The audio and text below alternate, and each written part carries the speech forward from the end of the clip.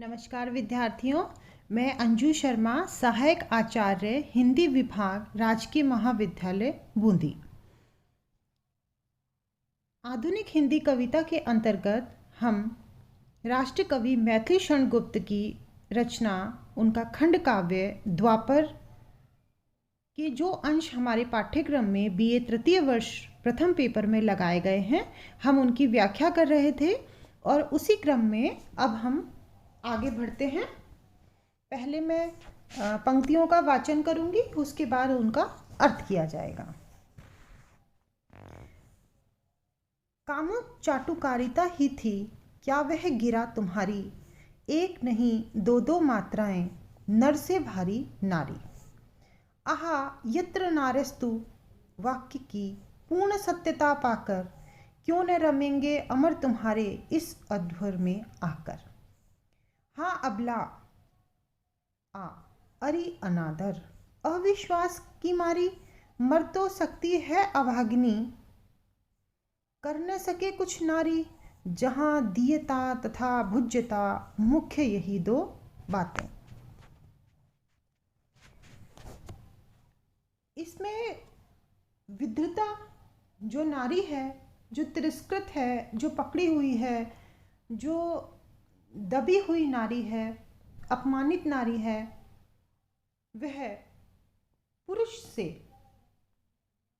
कह रही है, उसको सचेत कर रही है कि तुम अपने व्यवहार को बदल दो। और उसी प्रसंग में आगे वह कहती है कि मेरा तुमसे विवाह हुआ, जो गठजोड़ा हमें बांध रहा था, जब हम एक सूत्र में बंधे, और उसके बाद विवाह पश्चात जो तुमने मुझसे इतनी प्रेम की मधुर मीठी बातें कहीं, कामुक चाटुकारिता ही थी, क्या वह गिरा तुम्हारी।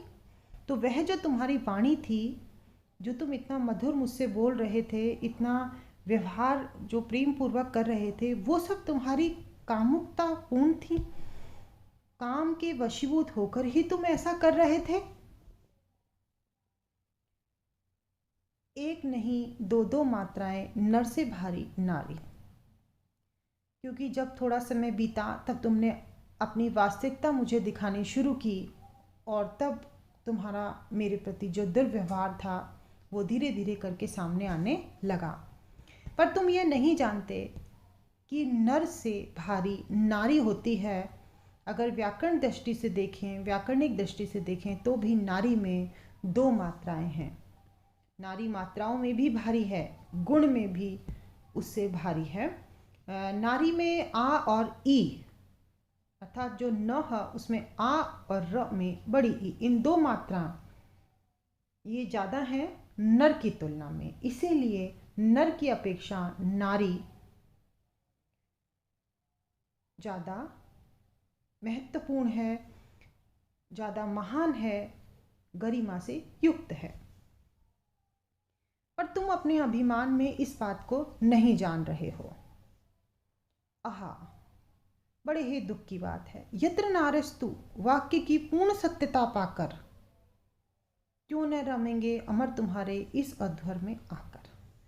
हमारी भारतीय संस्कृति में यह बताया गया है कि यत्र नारस्तु पूजन्ते रमन्ते तत्र देवता, जहाँ नारियों की पूजा होती है, जहाँ नारियों को सम्मान दिया जाता है, वहाँ पर देवता रमन करते हैं। और हमारी धरती ऐसी ही है। किंतु वो कहते हैं कि अब इसीलिए अब देवता यहाँ नहीं आते हैं। अगर यत्र नारस्तु वाली पंक्ति पूर्ण सत्य होती आज भी, तो फिर क्यों न रमेंगे अमर तुम्हारे इस अध्वर में आकर। तो यह जो यज्ञ है, ये जो जीवन यज्ञ चल रहा है, जो यज्ञ, इसमें देवता रमन क्यों नहीं करते। अर्थात अब नारी को वो सम्मान नहीं मिलता, वो गरिमा नहीं दी जाती, उस पद पर नारी को पदस्थापित नहीं किया गया है जो पुरातन काल में होता था, जो हमारी संस्कृति में था। अब नारी के प्रति हमारे मूल्य गिर गए हैं और इसीलिए शायद अब देवता रमन करने नहीं आते। हाँ, अबला आ, अरे अनादर, अविश्वास की मारी। विद्रता बहुत दुखी होती है और वो पुरुष से कह रही है कि अब तो नारी को अबला माना जाता है, कमजोर माना जाता है, दुर्बल है नारी। अरे अनादर, अब तो उसका अनादर किया जाता है, अविश्वास की मारी, वह तो अविश्वास की मारी है, अर्थात उस पर विश्वास भी नहीं करते, अविश्वास करते हैं। गलत गलत जो आरोप हैं, लांछन हैं, वो उस पर लगाए जाते हैं।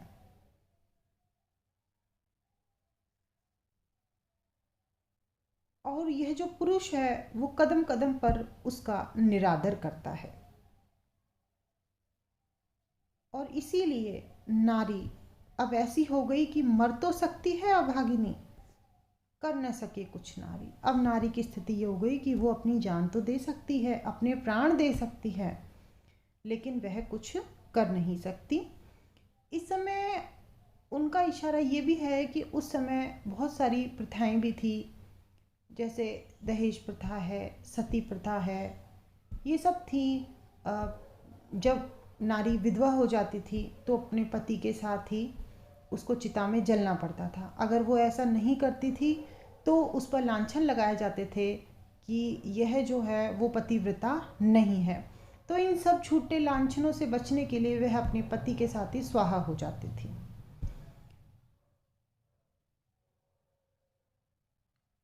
तो नारी के जीवन का बहुत बड़ा दुख, बहुत बड़ी नियति यह थी और है। शिक्षा ने नारी को थोड़ा संबल प्रदान किया है, लेकिन आज भी छोटे छोटे जगहों पर, गांव में नारी की स्थिति दयनीय बनी हुई है। पुरुष आज भी नारी पर अपना अधिकार ही मानता है। मैथिली शरण गुप्त नारी को समाज में वही सम्मान दिलाना चाहते हैं जो नारी को पहले प्राप्त था। और इसीलिए वो इस तरीके के काव्य रचना करके उसकी स्थिति में सुधार करना चाहते हैं।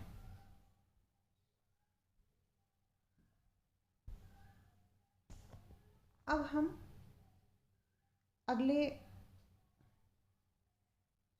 पद पर आते हैं। माफ कीजिए, दो पंक्ति हमारी रह गई, हम एक बार ये दो पंक्ति की और व्याख्या करेंगे। जहां दीयता तथा भुज्यता, मुख्य यही दो बातें, ये पंक्तियां हमारी रह गई थी। दीयता का अर्थ होता है देना, दान, पुण्य करना, और भुज्यता का अर्थ होता है भोग करना।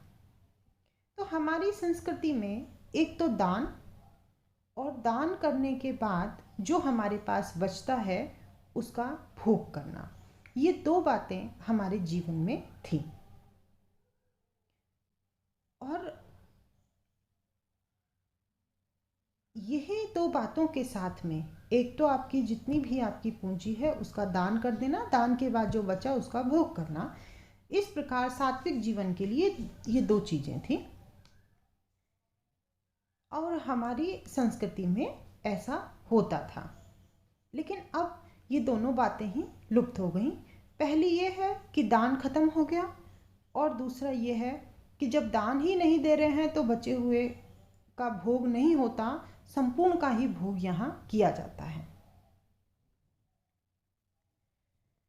बहुत सरल भाषा का प्रयोग कवि करते हैं।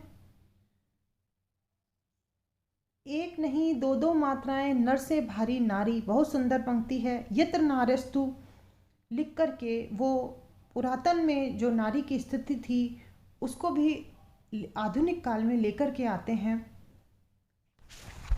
खड़ी बोली में सुंदर रचना कवि करते हैं। अब हम अपने अगली व्याख्या पर आते हैं। जहाँ अतिथि हों आप देवता, आज वही ये घातें, जाए वहाँ से वे ही जो अब भी बालक हैं।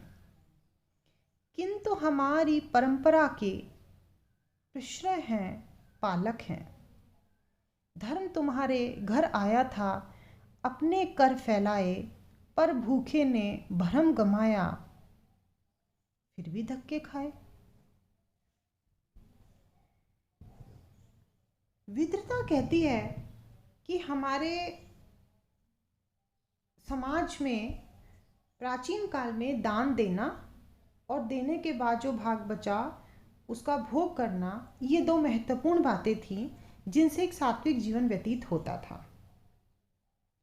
और हमारे देश में देवता ही अतिथि के रूप में आया करते थे। जहाँ अतिथि, कहने का तात्पर्य यह है कि अतिथि को देवता माना जाता था, देवता तुल्य होते थे अतिथि।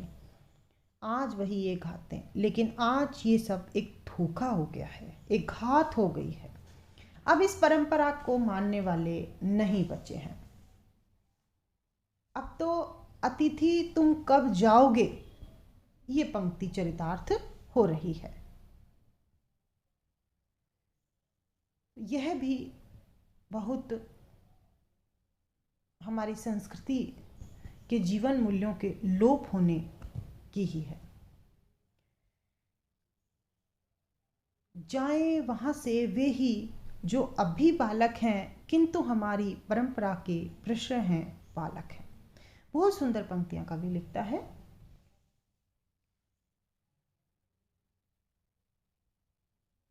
वो कहते हैं कि जो हमारी परंपरा को सहारा देने वाले थे, जो इसका पालन करने वाले थे, जिनका हृदय निश्चल था, बालक के समान सरल था, स्वच्छ था, पवित्र था, ऐसे लोग अब यहाँ से चले जाएं, अर्थात चले गए हैं। अब यहाँ पर ऐसे लोग नहीं हैं, ऐसे पुरुष नहीं हैं। वो समय अब बीत गया, वो लोग अब बीत गए, वो अब यहाँ पर नहीं है जो भारतीय संस्कृति के वाहक थे, उसके आधार स्तंभ थे। और इसीलिए अब जो समाज है वो गलत राह के ऊपर जा रहा है।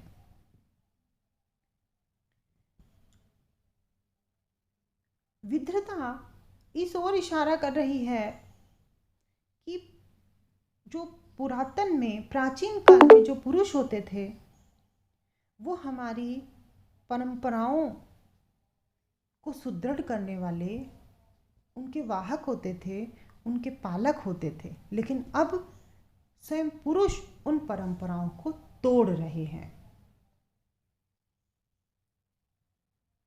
और इसीलिए अब जो सात्विक लोग हैं, अब वो यहाँ पर नहीं हैं।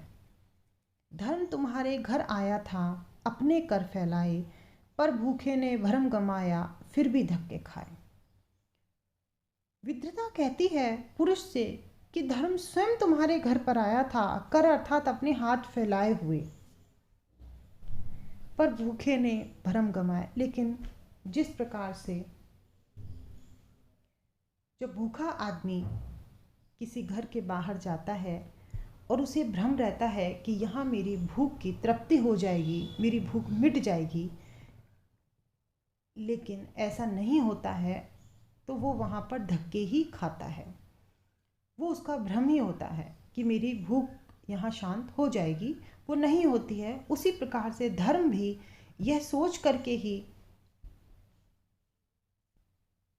आता है कि यहाँ जो है वो धार्मिकता मिलेगी, लेकिन वहाँ धार्मिकता नहीं होती है। धर्म, इसीलिए धर्म भी वहाँ से चला जाता है। कहने का तात्पर्य कि अब समाज में धर्म भी धीरे धीरे करके जा रहा है।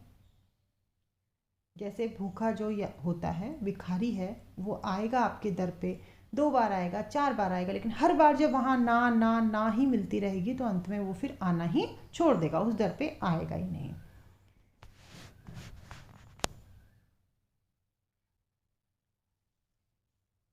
यहाँ पर जो भारतीय संस्कृति में लगातार जो परिवर्तन आ रहा है उसको समझाने की कोशिश की गई है। दान देने की प्रवृत्ति को बताया गया है। अतिथियों की महत्ता बताई गई है। ये सारी बातें जो हमारी संस्कृति के मूल्य थे उनको यहाँ पर बताया गया है। अब हम इसी क्रम में अपने जो आगे की पंक्तियाँ हैं, जो अंश हैं, द्वापर के विद्रता से जो अवतरण लिए गए हैं उनकी व्याख्या हम अपने अगले व्याख्यान में करेंगे। तब तक के लिए धन्यवाद।